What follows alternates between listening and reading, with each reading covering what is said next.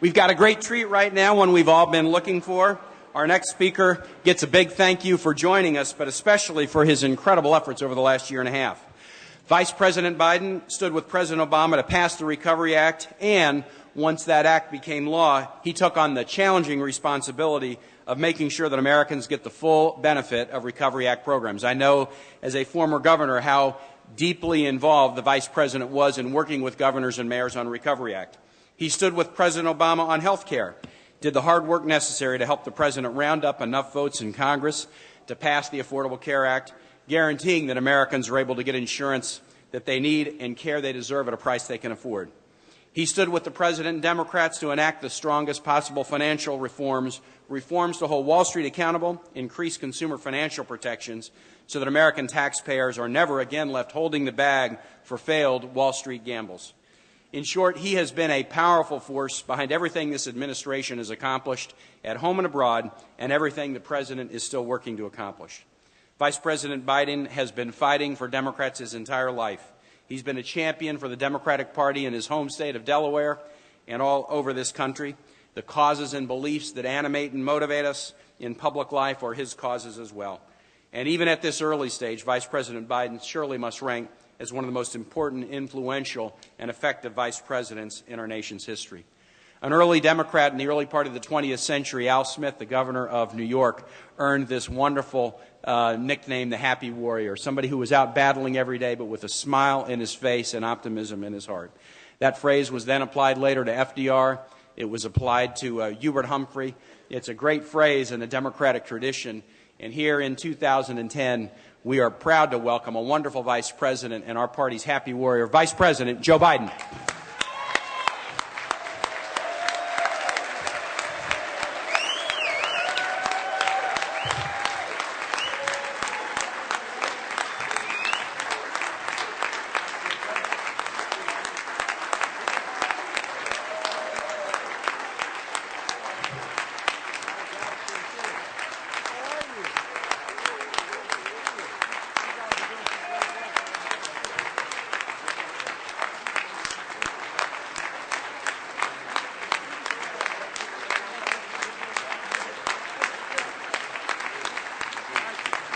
Hey, folks, how are you? Great to see you all. Thank you, Governor, for that. Thank you all very, very much. Great to be with you. Thank you so very, very much. Thank you. Please, thank you. Thank you. Thank you all very, very much. Governor, thank you for that gracious introduction. One of my mentors, when I got to the Senate when I got elected at 29 years old, and after shortly after a couple bad things happened, and I wasn't going to go to the Senate, and one of the guys, I don't know if you know this, Governor, who was probably one of the two major influences in getting me down and getting me into gear, was that Happy Warrior, Hubert Humphrey. I always called him boss. And to be compared to Humphrey is, well, it's way above my capacity, but to be compared to Franklin Roosevelt, that is not even in the realm of possibility. But be compared to Al Smith, maybe. It may be. And besides, he was a Catholic like I am. But at any rate, thank you for that introduction. I want to thank all of you. I want to thank everyone here at the head table and all of you. And I want to thank there's a great line of James Joyce. He said, when I die, Dublin will be written on my heart.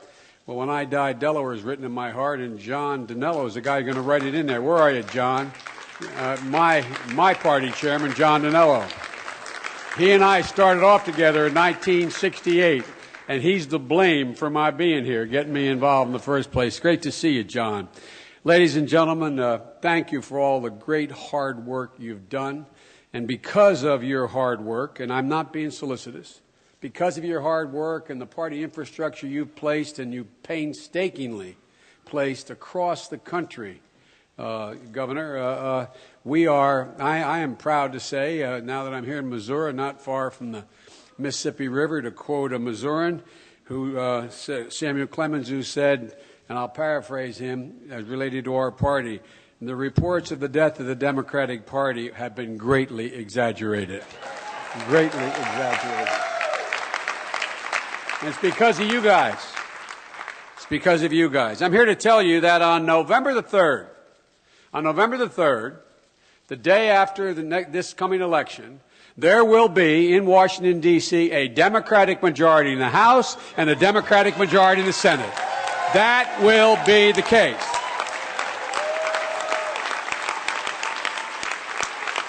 And were it not illegal, I'd make book on it. And it's in large part because of all of you.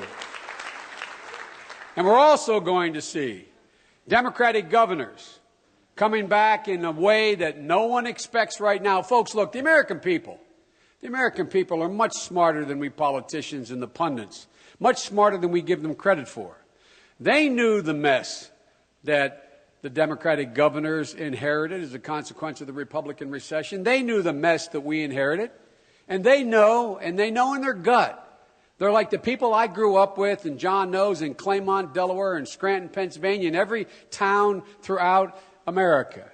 They know that the road was going to be rough. When 1 million people stood there on that mall on that freezing day, you could see it in their eyes. There was a sense of hope and expectation, but they also knew there were no easy answers. They knew it was going to be tough. So, folks, let's get real, as President Clinton might say, and look at the facts. Not for the purpose of litigating the past, but for the purpose of setting a marker as to whether we're heading in the right direction for the future. We inherited an economic policy and a plan for prosperity that lay in creative financial instruments, credit default swaps, collateralized obligations, subprime mortgages. Basically, the last administration had a Ponzi scheme masquerading as a vision in terms of our future. Before we lowered our right hand on that cold day, we inherited a debt of $1.3 trillion before we did a single solitary thing, and a projected deficit of $8 trillion for the next 10 years. Before we turned on our computers in the West Wing, we inherited an economy that was shrinking at almost 7%. Shrinking at 7%. We inherited an economy that before I lowered my right hand on that cold day, we had already lost 740,000 jobs that month. But folks, these numbers aren't like the economists look at them and our Republican colleagues look at them. Just statistics. Every one of those jobs represents a face, a person, an individual. Every one of those jobs lost represents somebody who's been devastated. John Dinello's heard me say the longest walk a man or woman can ever make is up a short flight of stairs to their child's bedroom. Sit on the edge of the bed and say, honey, I'm sorry, but you can't go back to Roosevelt Junior High next year. You're not going to be able to sing in the choir, play in that little league team, because daddy or mommy just lost their job. These are the people behind those statistics. Tens of millions of them have made that walk, just like my dad made that walk when I was a kid. I literally remember him walking up the stairs of my grandfather Finnegan's home at 2446 North Washington Avenue in Scranton, Pennsylvania, sitting on the edge of the bed when I was 10 years old, and with my beautiful younger sister who's here with me today, Valerie, saying to both of us, and I'm not sure she understood it, she was so young. She said, Joey, Dad's going to have to move. I'm going to be gone. I'll come home almost every weekend, but I'm going to go down with Uncle Frank down to Wilmington, Delaware. There's jobs there, honey. There's jobs there. When I got a little older, I realized how hard that must have been for him to say. But the harder walk was probably my grandfather, Ambrose Finnegan's pantry. To stand there with my grandfather and his 4 sons and say, Ambrose, I need a favor. Can you keep that's my wife. Can you keep Jean and the kids I promise it'll work out.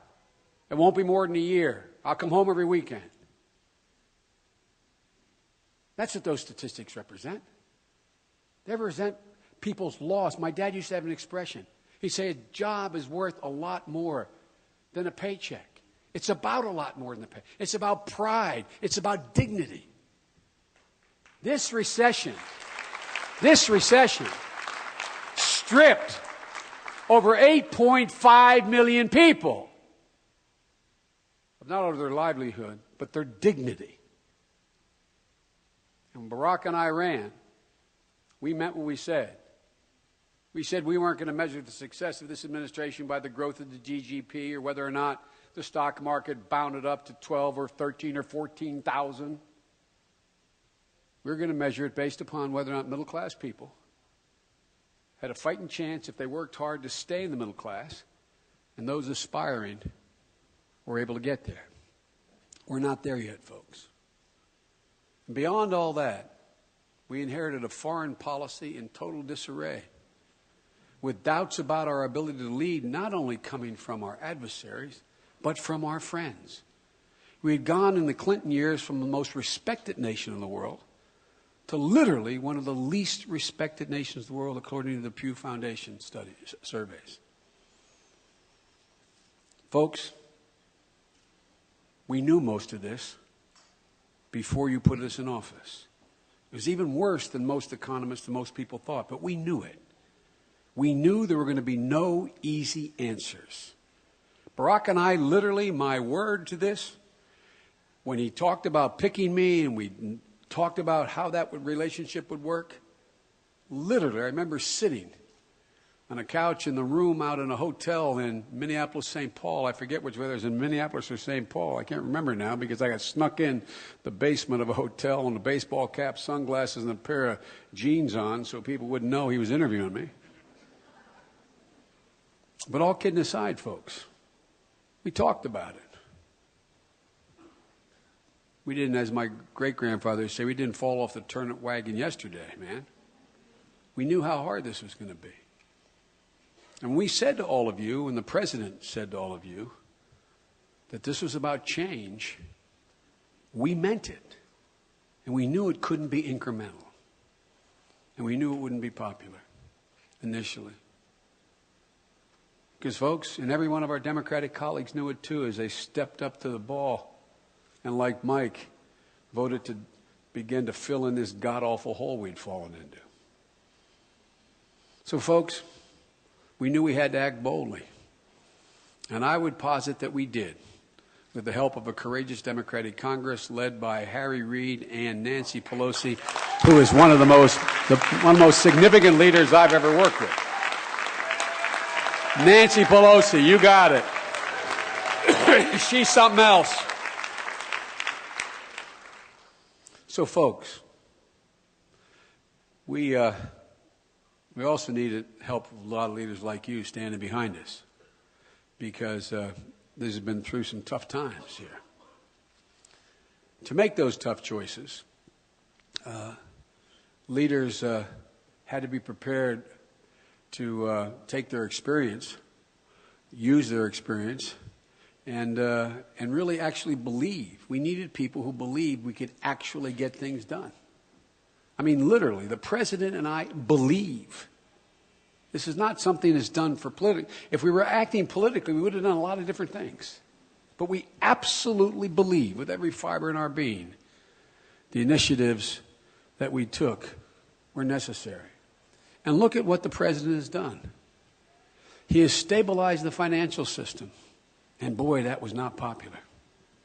He stabilized the financial system, preventing a total economic meltdown that would not only have affected the United States, but the worldwide economy. Let me remind you, my deceased wife, Nelia, who John knew, used to have a great expression.